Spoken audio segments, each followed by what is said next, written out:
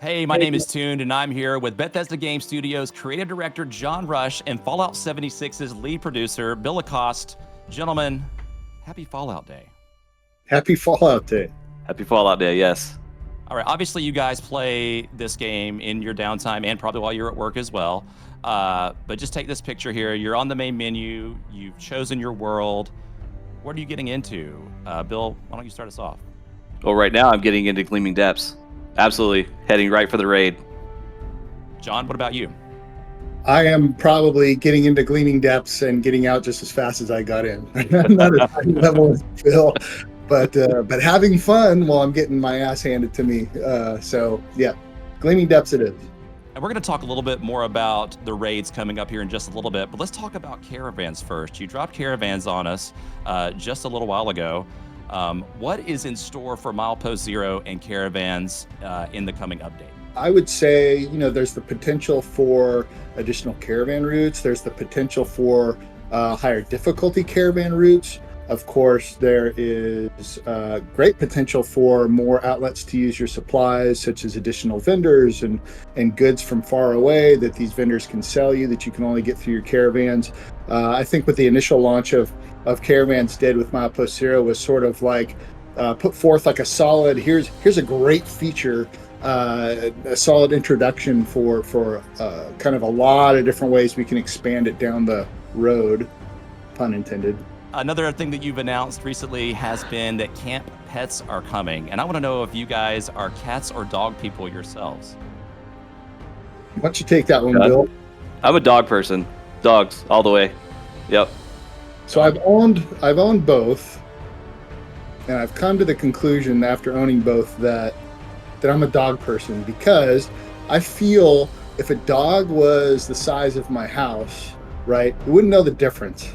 But if my cat was the size of my house, it would probably eat me. So I humbly agree with that. Another thing is, can we boop the snoots of our animals? We can pet the heads of our animals. I'm going to chalk that up as a boop right there, okay? We just mentioned raids and Gleaming Depths just a second ago, and with that coming up later this year, what can players expect jumping into a raid? So, if you're a player jumping into a raid for the first time, expect some of the hardest challenges in a Fallout game you've ever faced. Raids are encounters that really encourage well-equipped, well-experienced groups. Not only that, but also that these groups coordinate these attacks and these different strategies across the various encounters through the raid. So players should expect a really, really hard challenge, but at the same time expect to be rewarded greatly. At the end of every encounter, there are 5 of them in this raid. At the end of each one, you're just showered in legendaries and equipment and weapons and all kinds of stuff. So a very rewarding experience for those who know what they're doing in there. You had me at shower. Bill, you want to add any of that? Yeah, to quote Clubberling from Rocky 3, pain. That's it.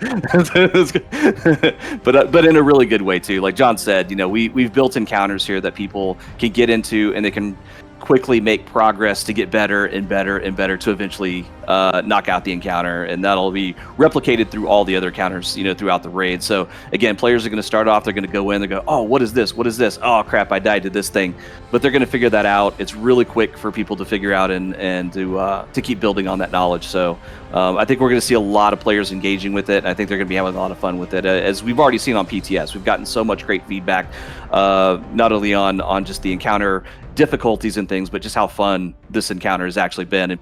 So what sort of builds have you guys been running to test out the Gleaming Depths then? Not a good one. I've been running a bloody build, so let's just say I don't last that long. I'm gonna hurt him, and then I'm dead. So it's I need to do some experimenting with some new builds of my own. I don't know, Bill, what have you been using? It's all bloodied as usual, but I do have a vampire chainsaw that I run with, and that's made me actually rethink a lot about some of the encounters. There are some encounters where it's perfectly fine, but there are other encounters where I do need to actually go into my stash, do a different loadout, get a different set of armor, get a different set of weapons, to take advantage of how that encounter is structured. And I think that's where I first started to realize how cool the raid was. That's super exciting, and it sounds like it's advantageous for players to experiment with multiple builds and to maybe bring those along in the Gleaming Depths, though. My main character I use, Captain Nuke McCloud, is fine-tuned for fighting the Scorch Beast Queen, but Gleaming Depths is a whole different experience. So I need to look inside, do some soul searching, and try some different builds. So that's good. Room for growth. Gleaming Depths will encourage people to grow as adventurers, as players. Absolutely. And another big announcement that you had this year was that playable ghouls are coming into the game. Can you explain a little bit about that process and what some of the benefits are going to be for taking on that persona of a ghoul? Yes. So let me backtrack just a bit. So the 4-star legendaries, what that's going to do is open up a whole different suite of playstyles for players. What Ghoul is going to do is multiply that greatly. So to become a Ghoul, your character needs to be at least level 50, which in our game is, that's in-game, that's the in-game content. But when you look around, see players running around, they're level 8,000, 50 is you're just getting started. So you just have to be level 50. Once you hit level 50, you unlock a quest, and this quest will, at the end, if you choose to become a Ghoul, enable you to become a Ghoul. So as a Ghoul, of course, you're immune to radiation, right? Actually, radiation helps you. It'll help heal you, and you can actually build up excess radiation in a separate bar we call Glow that you can use for various powers as well. So also as a Ghoul, you get a whole suite of new perk cards exclusive to Ghouls. So not only do you have the human perk cards that you've been using this whole time, but you get, I believe it's 30 new perk cards and 28 perk cards and 2 legendaries. So 30 cards in total that you can layer over the top of that. And those are explicitly for Ghouls and explicitly for in-game content. And they give you different ways to harness the unique powers that your Ghoul has. How many Cooper Howard-like ghouls do you think we're going to see running around in Appalachia? Well, when the show came out, we did offer, a duster that kind of looked similar to what that character is wearing in the show. So if I had to guess, I don't know, probably several thousand. What do you think, Joe? I think so, and there's obviously a lot of good reasons for that. But what I would also say is that we do actually provide a lot of customization for the Ghoul. Most of the pieces can be altered and adjusted, hair, eyes, eye color, things like that. So I think people will still get a little bit creative with what they're trying to do, and also make their own character. They'll start out, I think, with Cooper, but I think they'll quickly move into their own type of Ghoul, and you'll see a lot of them running around. All right, so what I'm going to do is I'm going to give you a word or phrase that has something to do with Fallout, and you're going to give me a one-word answer, the first thing that comes to your mind, okay? You ready for this? Ready. Appalachia. Main character. That's how I would describe it as well. Vault Tech. Overseer. For some reason I kept thinking of security. The Vault Tech security. I don't know why. There are no right or wrong answers, but I will accept security. Okay. Cave Crickets. Pain in the ass. Love them. Grafton High School football. Cool mascot. Underrated. Silo. Nuke. Eviction Notice. 3-star legendary weapons. Yes. Yes, I like that answer. Blue Ridge. Caravans. Snakes. Ultrasight Terror. Butch. All right. Nice. Ghouls. Feral. Sorry, Bill. It's all good. Cooper. All right, I like it. And you know what? I know we've been using more than one word here, but I'm gonna let you do more than one word for this too. The last but not least is the Fallout community. The best. Amazing. I love it. One thing I wanted to kind of start wrapping this segment up with is, what's something in Fallout 76 that you've been a part of creating that has meant the most to you? I would say the public team system, because there was a time where players would kind of get together, but they weren't engaging with teams. They weren't socializing as much as we really kind of wanted them to do. And the public team system really brought that to them. Not only do you get buffs from engaging with the different styles or types of public teams that you can create, but that allowed players to communicate together through voice in team chat and actually just be able to follow them around and fast travel to them. And so it added an element there that created a much more social environment for players to engage in. So yeah, that's one I'm really proud of. I'm going to give 2 answers because my roles on this title have changed so drastically over the year.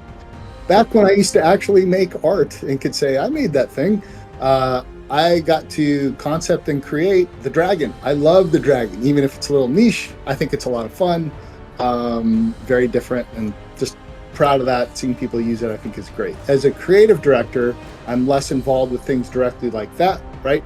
And more with making sure folks have what they need, kind of being the grease on the wheels. I'm proud as hell of the pass that this team did at 4-star legendaries, with the number of ways that could have gone wrong, with how deeply ingrained the legendary economy is in our players.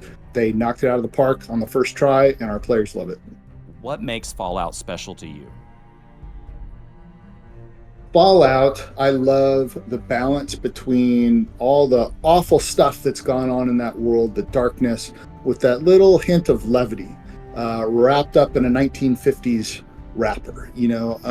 It's to me, that's what makes Fallout unique and special to me.